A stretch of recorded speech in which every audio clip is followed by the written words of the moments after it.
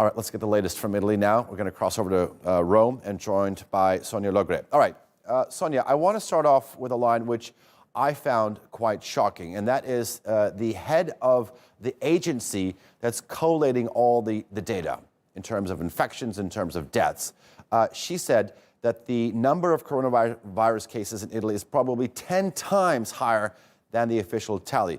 I mean, if we're to take that as a basis, then we're talking about maybe 640,000 infections. Tell us more about that. Well, basically, yes, these are the informations that we are getting since now a few days. Obviously, this comes from the fact that not all the patients who have symptoms are being tested. So basically, they're estimating now that maybe 1 on 10 of the coronavirus positive patients have been identified. So yes, that would lead to that number. A virologist as well this morning confirmed that most certainly the number of cases was higher. He was mostly talking about 450,000 to 500,000 people who would be positive now to coronavirus. But again, not being tested, you can't have those precise figures. The official figures are the ones that you have. Nearly 70,000 people have been infected so far, and these are the ones that have been tested. And just goes to show you how testing is important. Testing. All right.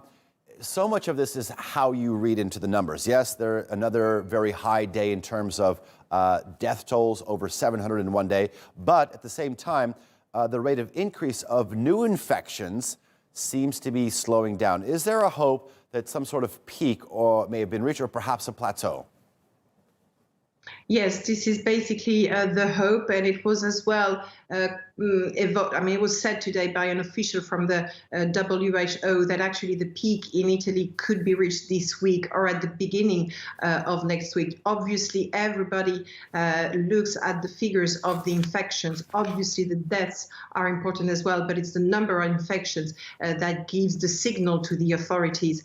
And hopefully, within the next days, this trend should be confirmed. We will obviously follow that every day at 6 p.m. when the civil protection gives the official numbers. But yes, maybe a plateau could have been reached or could be reached within the next few days. I also want to ask you about new measures being announced by the leadership, but I also want to sort of follow that up very briefly, if you can, how Italians are feeling about Giuseppe Conte's leadership in all this.